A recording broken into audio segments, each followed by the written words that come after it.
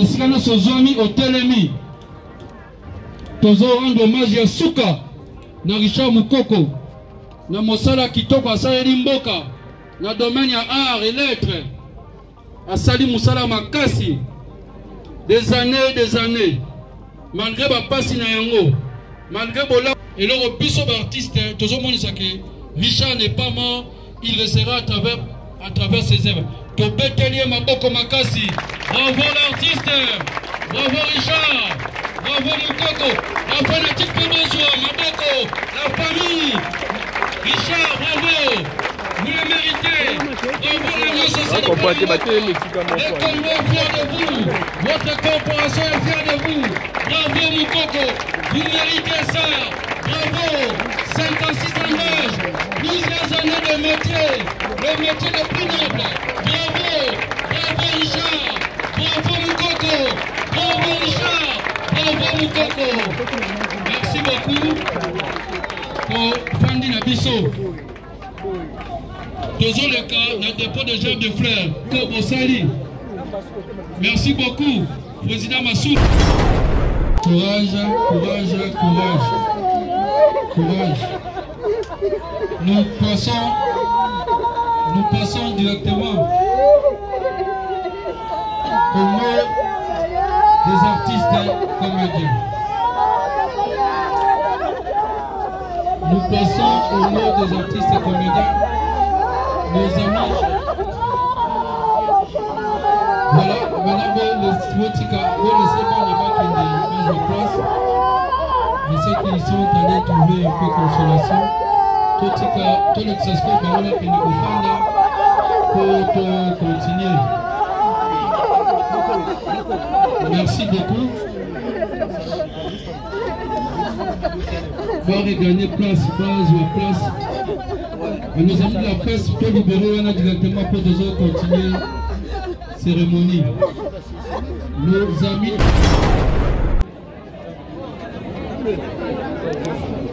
Alors, ils aussi ce qu'on a alors vu déjà. Les artistes, attends, Maï et pas major. On a fait un bisou artiste. Merci beaucoup. Tout ce qui passe à ressemble là, pour la Batomboula, d'autres.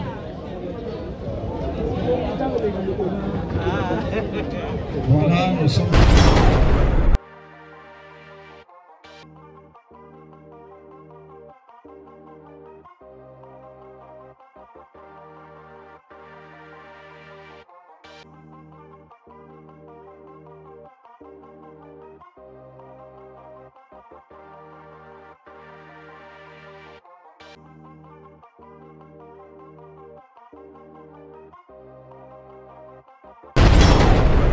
Lingala.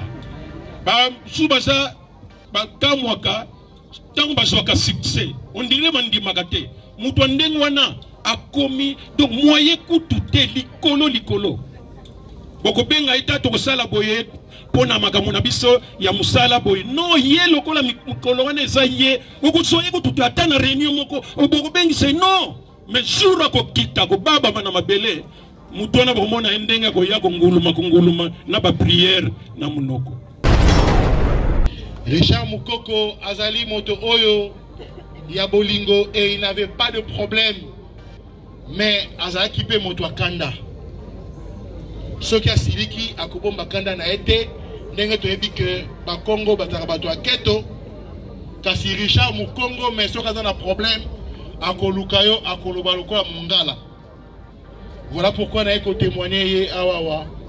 Et je dis que son âme repose en paix et que la terre des ancêtres lui soit favorable. Au nom de Jésus de Nazareth, j'ai ainsi prié. Amen. Victime,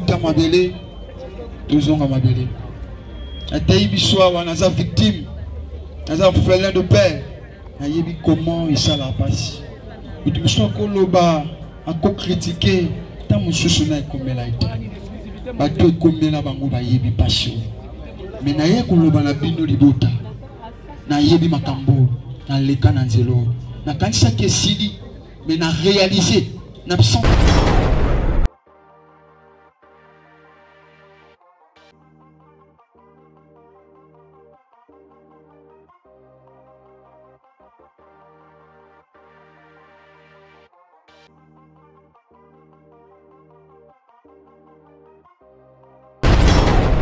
parle. Boyeba que makambo justice ekendeke muke batata ba mama bandeko bozali ba témoin awa. Je ne voudrais pas voir mutu moko ona pa masum tolinto mona yo nini parce qu'on va procéder ya ko kanga ka mutu moko.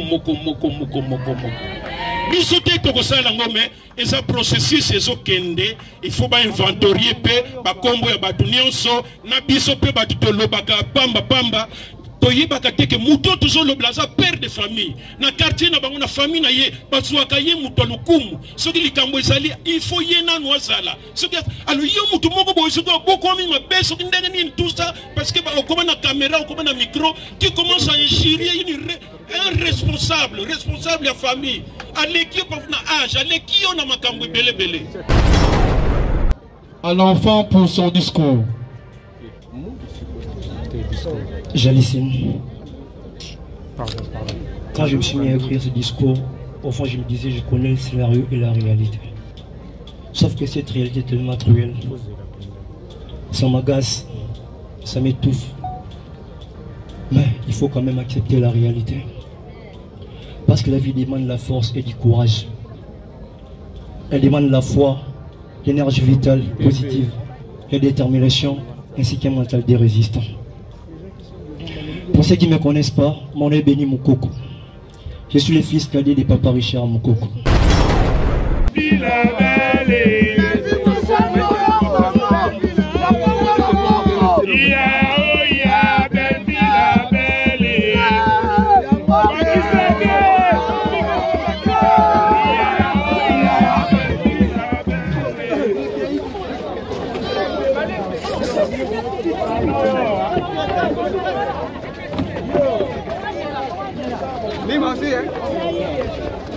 Maman belle-fille, mon Dieu, maman Langaï.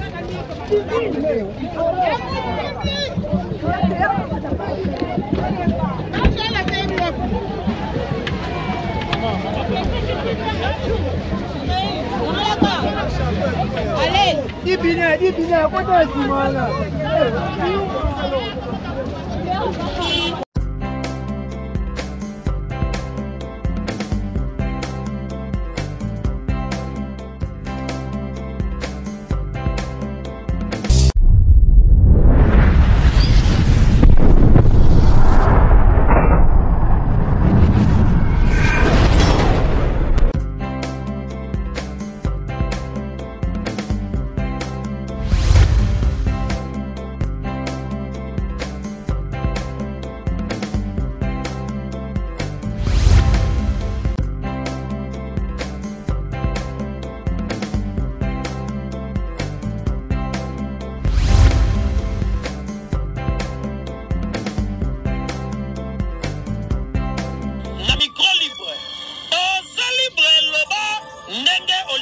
Sikofinga tepo jemima ibele alobi aweza masolo ya bato ya mayele 24 heures sur 24 heures s'abonner na yo et consommer information ndenge esengeli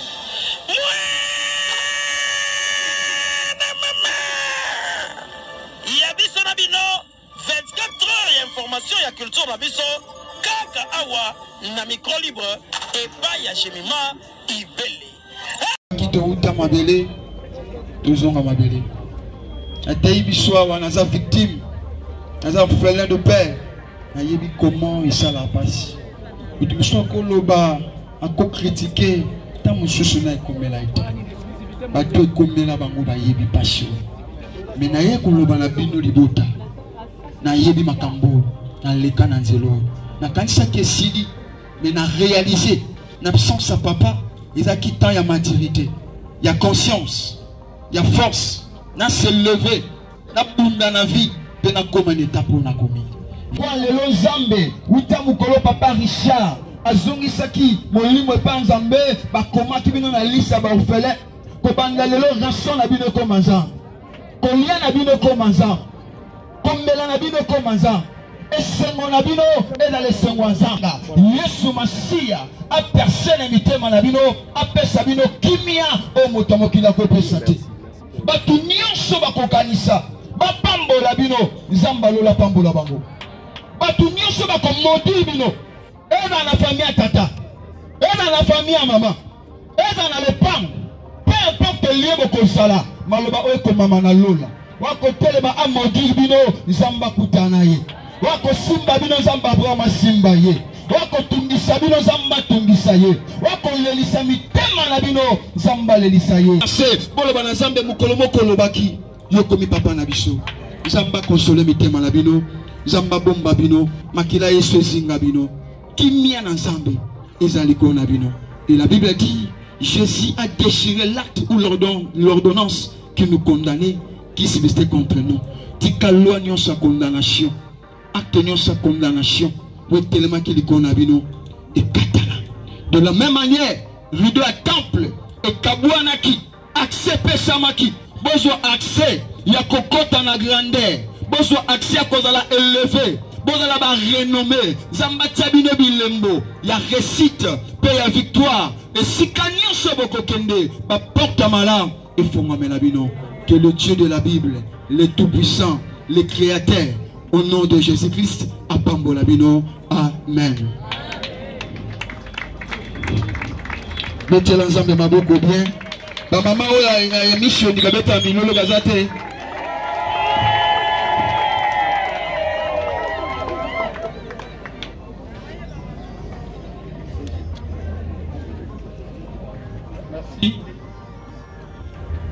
Merci beaucoup à Apôtre Nzao. Richard Mukoko Azali Moto Oyo Yabolingo et il n'avait pas de problème. Mais Azali Kipe Moto Kanda.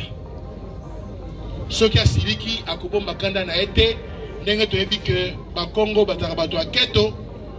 Kasi Richard Mukongo mais ce qui a un problème à Kolukayo à Kolubaluko à Mungala. Voilà pourquoi on a témoigné à Awawa. Et je dis que son âme repose en paix et que la terre des ancêtres lui soit favorable. Au nom de Jésus de Nazareth, j'ai ainsi prié. Amen. Nous invitons les enfants. Bana Baya Pona Liloba. Bango Misato Bango avancé. Mais Moko Azui Maloba. Les enfants sont là. Le 3, s'il vous plaît. Le 3 Bosalia, Kofan, Ndeko. À l'enfant pour son discours. Jalissime. Quand je me suis mis à écrire ce discours, au fond je me disais, je connais le scénario et la réalité. Sauf que cette réalité est tellement cruelle. Ça m'agace, ça m'étouffe. Mais il faut quand même accepter la réalité. Parce que la vie demande la force et du courage. Elle demande la foi, l'énergie vitale, positive, la détermination, ainsi qu'un mental de résistant. Pour ceux qui ne me connaissent pas, mon nom est Béni Mukoko. Je suis le fils cadet de Papa Richard Mukoko. Je devais d'abord commencer par vous dire bonjour, mais ce n'est pas un beau jour pour moi. Parce que c'est les jours les plus vulnérables de la vie de mon père. C'est monsieur qui me disait, tu me ressembles, mais je suis beau que toi. Tu es plus jeune que moi, mais nous n'avons mais il est mort à 56 ans. Papa Richard, c'est un homme très intelligent, si j'ai pu m'inventer de lui. Papa Richard Mukoko, c'est un grand esprit, un artiste, tellement talentueux, un DA, un coach, un modèle pour certains artistes, un verre pour ses petits, un leader qui évolue toujours avec un esprit d'équipe. Papa Richard a ses privés, les sommets pour écrire des films. J'imagine les nuits blanches, il y avait une petite bougie pour arranger les synopsis et les scénarios. Il n'a jamais été un mauvais compagnon. Il ne refusait pas de l'aide et du soutien à les personnes qui en avaient besoin. Il n'était pas sélectif. D'ailleurs, il travaillait avec tous les artistes qui les sollicitaient. Il nous a appris la voie des dieux et nous pouvons dire que papa nous a laissé entre les bonnes mains, les mains des dieux. Juste pour dire, et à ceux qui disent qu'il était aussi trop fier, laissez-moi vous dire non, les enfants du papa Richard Mukoko, nous avons vu et compris cette douleur que notre papa cachait dans sa fierté. Si je peux citer une, je dirais l'humiliation. Il en a goûté plusieurs fois. Alors son parcours me pousse à dire que grandir au-delà des humiliations est un autre niveau de maturité. Nous n'avons pas grandi avec les goûters des enfants gâtés Mais permettez-moi de vous dire que les enfants du papa Richard ne sont pas des mal élevés. Il nous a très bien éduqués. Personne n'a échappé à ses coups de fouet. Ni Berlich, ni Vini, ni moi qui vous parle. Moukoko Jean n'était qu'un simple chauffeur. Alors personne ne les connaît. C'est le père biologique du papa Richard Moukoko. Il est mort depuis 2011. Un musicien a chanté, c'est ton histoire qui élèvera ton nom. Alors, Richard Moukoko est venu de l'incognito. Il a frappé à la porte de l'art dramatique et l'art dramatique lui a donné une place dans ce monde de théâtre. Avec courage et talent, passion, détermination et dynamisme, il s'est fait un nom parmi les grands comédiens ou parmi les grands artistes et comédiens de la République démocratique du Congo. Et aujourd'hui, les gens parlent aussi de Richard Moukoko. Alors, il n'a pas fait ses voyages pour rien. En guise de conclusion, je dirais le respect. Apprenons à respecter les efforts des autres, même s'ils ne sont pas plus meilleurs que nous. Tu es ici, tu es artiste, chroniqueur, caméraman, docteur, tu évolues dans un domaine quelconque. Travaille sur toi et donne les meilleurs de toi plutôt. Alors, nous voulons dire merci. Merci à tous ceux qui nous ont soutenus, de loin ou de près. Merci pour vos messages d'amour et de réconfort. Ça nous a aussi encouragés. Merci à tous les artistes et comédiens. Papa Nabiso, Naba Maman Nabiso. Merci beaucoup pour soutenir Biso Makassi. Merci aussi au label Bel Art pour ses soutiens. Et nous tenons aussi à dire merci à Maman Bellevie Kandi parce qu'elle nous a réellement soutenus. Nous l'appelons toujours tante, c'est notre tante, elle a toujours été la sœur de Richard Moukoko. Peu importe ce que vous voyez à la télé, c'est sa sœur. Alors, comme on dit toujours, l'artiste ne meurt jamais. Je crois que Papa Richard continuera toujours à prier même dans l'au-delà. Merci beaucoup, je vous remercie. Applaudissons pour encourager notre enfant, notre fils. Eza passe, Eza facilité. Courage, courage, courage. Courage. Nous passons directement au mot des artistes et comédiens. Nous passons au mot des artistes et comédiens. Nos amis. Voilà, maintenant le Svotika, le Seba n'est pas qu'il est mis en place. Je sais qu'ils sont allés trouver un peu de consolation. Tout le Xasco, qui nous offre pour continuer. Merci beaucoup. Voir et gagner place. Et nos amis de la presse, tout libérer directement pour des autres continuer cérémonie. Nos amis de la presse, tout libérer les avis, tout tika, votre enfant qui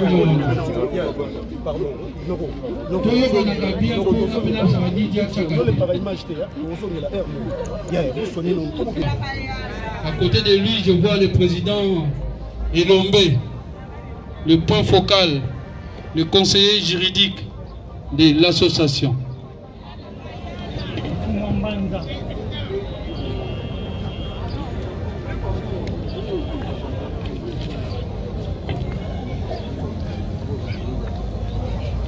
Bandeko Mbote Lisusu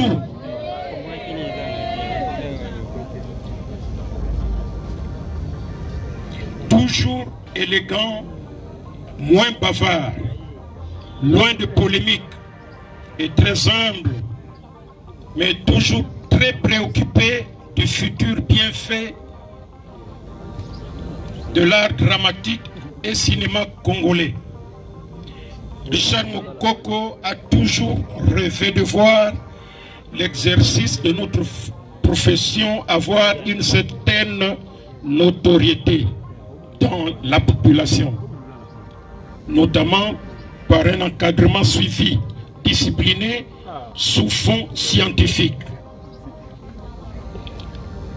Tous ceux qui sont passés entre ses mains savent le doigté et le souci de mieux faire, de présenter un travail réfléchi est bien rendu selon les normes professionnelles internationales adaptées à nos réalités et objectifs didactiques. Mamfouemfoué, c'est le sobriquet qu'il portait chaque fois qu'il était distribué dans la troupe Théâtre Plus de Massoumou Deprendé. C'est un artiste polyvalent que nous perdons aujourd'hui, car il savait jouer tous les rôles et assumer une très bonne mise en scène. Mesdames, Mesdemoiselles et Messieurs, je voudrais en cette occasion m'adresser spécialement aux artistes. Aujourd'hui, nous assistons à un voyage définitif de notre ami Moukoko qui était avec nous. Mais ça doit être un lieu, une occasion d'interpellation de chacun de nous. Interpellation dans plusieurs directions. D'abord, dans le sens de l'unité. Comme nous le disons toujours, l'unité rend fort et fait vaincre. Nabo moko bozala makasi pe elonga ekozala ya sûr. Quelle que soit la célébrité qu'on a, mais lorsqu'on ne sait pas la gérer, eh bien, au lieu de hausser la réputation de la profession, cela va faire mal à tous ceux qui sont comme admirateurs. Il faut toyer que les loyaux, atako tozana succès ngoya ndenge nini, lobi ba mususu, ba swaka pe succès wana. Mais il faut qu'on y ait gérer yango pour ne pas être un négri après. Parce que nous avons remarqué qu'il y en a qui sont surpris. Tant que bakomina lingala subasa bakamwaka tant baswaka succès on dirait mandi magate mutu ndenge wana akomi donc moyen kutu te likolo boko benga ita to sala boye pona makambo na biso ya musala boye no ye lokola mikolo wana eza ye okusoye kutu ata na réunion moko boko bengi c'est non mais jour akokita ko baba mana mabele mutu wana bomona ndenge ko ya konguluma na ba prière na munoko. Il faut prévenir que guérir, s'il vous plaît. Tant que le bagawa maboke, abatu basala maboke, c'est parce que mutumoko artiste a ça que ça la théâtre na radio, groupe sala qui a yété, mais le gars qui ko sala bien, a ça qui na succès, comme on a eu andele maboke, yangona biloko to sala ka bien ngo maboke. Donc il faut to yeba que kala ba mo pepe, ba le mondial, ba nani ba sala succès pe bazala qui. Il faut to yebango. Et Moussala Tosala, chers amis, Tomi Kitissa, Tonyeba que Moussala Nyon c'est ça na ba loi nango, ABC nango ezali, atako zana talent, zala na milieu ko yeba ko justifier makambusala ka. Sinon yoko makaka bisalela, et finalement c'est tout le monde qui se retrouve que bazor lo banabiso mabe, kofingana, en tant que président des artistes comédiens. Nazoloba Awa, heureusement que Tozana, parlementaire, honorable Kongolo Azali Awa, avocat Nabiso, conseil, maître Lombe Azaliwana, Tozoyebisa encore une fois, nous avons fait circuler Mukanda au ministre de la Justice, Abimisaki, pour nous faire attention, naba YouTuber, naba nani, ba TikToker, ce qui ba nani wan oyo, bafingaka na yo muto filmaka muto azo filmer yo muto azo filmer muto azo loba bino mibale boza ndenge moko. Alors au moment où je vous parle boyeba que makambo justice ekendeke muke batata ba mama bandeko bozali ba témoin awa. Je ne voudrais pas voir mutu moko ona pa masum tolinto mona yo nini parce qu'on va procéder ya ko kanga ka mutu moko. Bisote tokosala ngome eza processus ezokende, il faut ba inventorier pe ba kombo ya batu nyonso na biso pe batu tolobaka pamba toyebaka te ke muto toujours le blaza père de famille na quartier na bango na famille na ye bazwaka ye muto lokumu soki likambo ezali il faut ye nanu azala soki alors yo mutu moko boye soki obokomi mabe soki ndenge nini tout ça parce que okoma na caméra okoma na micro tu commences à injurier un responsable ya famille aleki na âge aleki yo na makambo ebele bandeko atako impolitesse yango atako tobokoma nga nazana mbwana nga botaki kalate mais mbwana ndenge agardaka bana na ye okanisa azalaki formé quelque part mais soki niama déjà osala ndenge wana yo mutu comment tu peux te comporter moins qu'une bête tozolo bango devant tout le monde ici chers amis artistes comédiens toyeba o toza kosala nazosukisa mpona korapele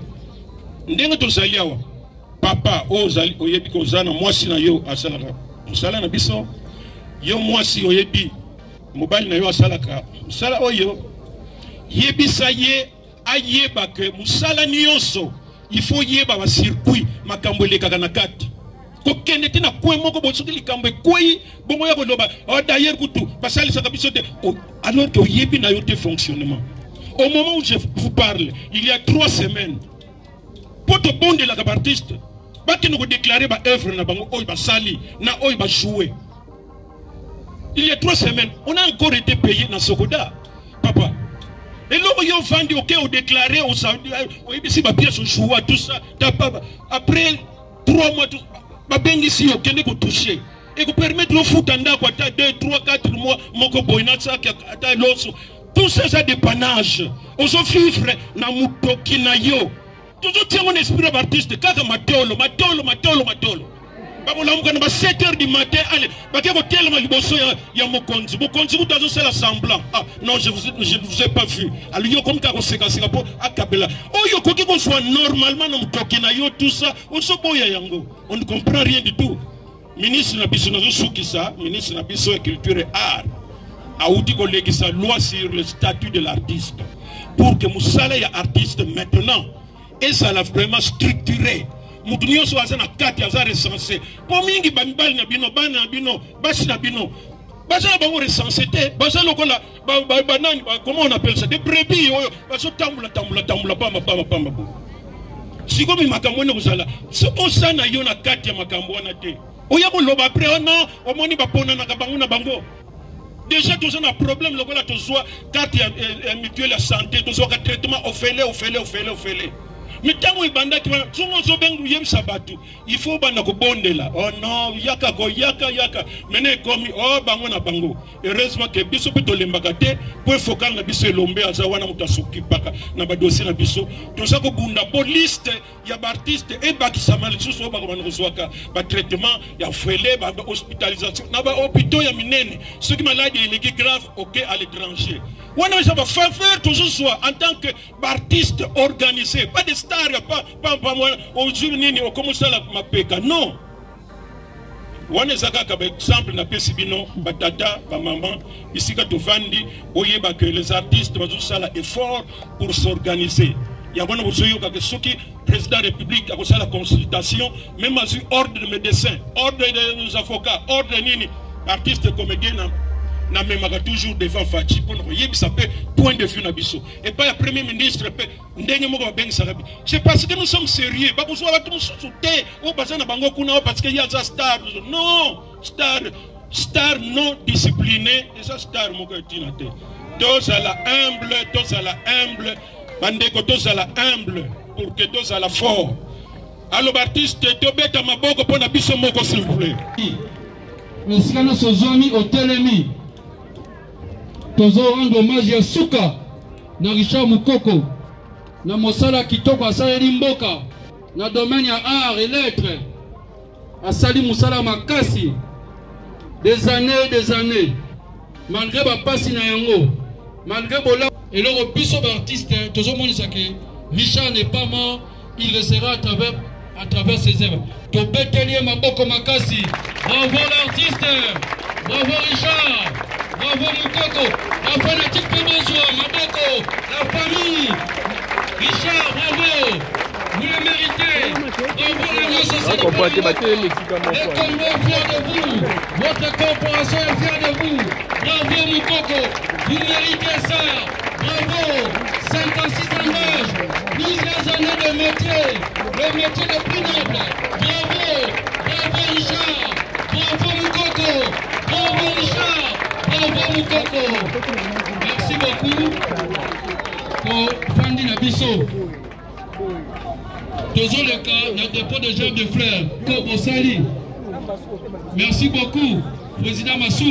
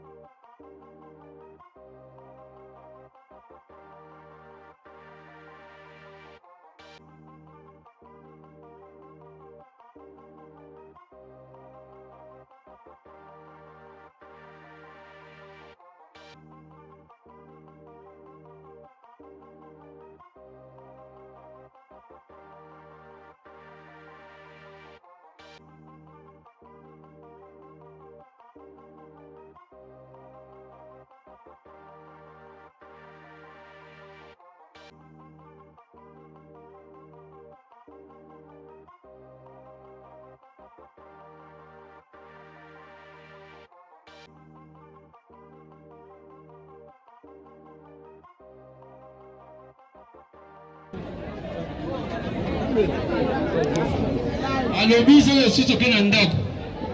Alobi déjà. Les artistes, attends, Maï et pas Major. On a fait un bisou artiste. Merci beaucoup. Tout ce qui passe à ressemble là pour la Batomboula.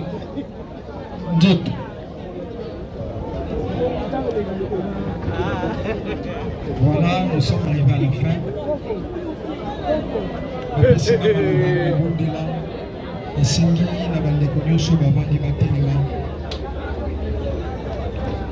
Merci. Il va occasion. Il y a que clôturer l'exhortation parce que prière, les amis, pour pousser.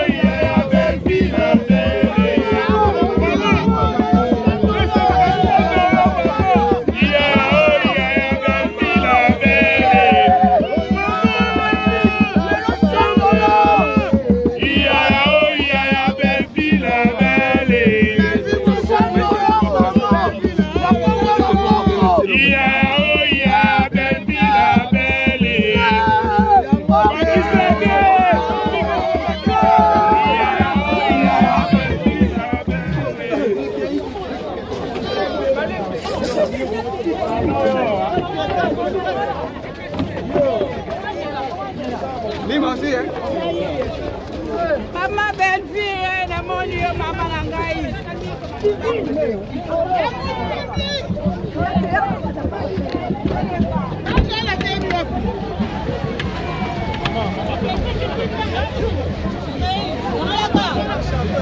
Allez, dis bien, quoi est-ce là?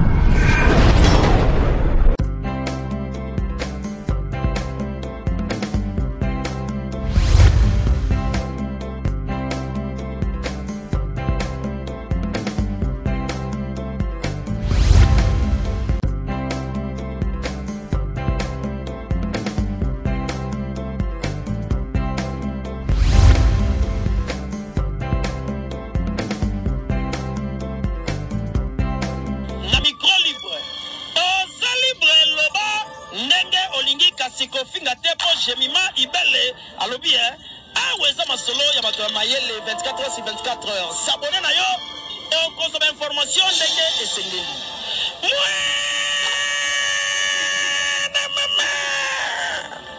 ya biso na bino 24 heures ya information ya culture na biso kaka awa na micro libre et pas ya Jemima Ibele.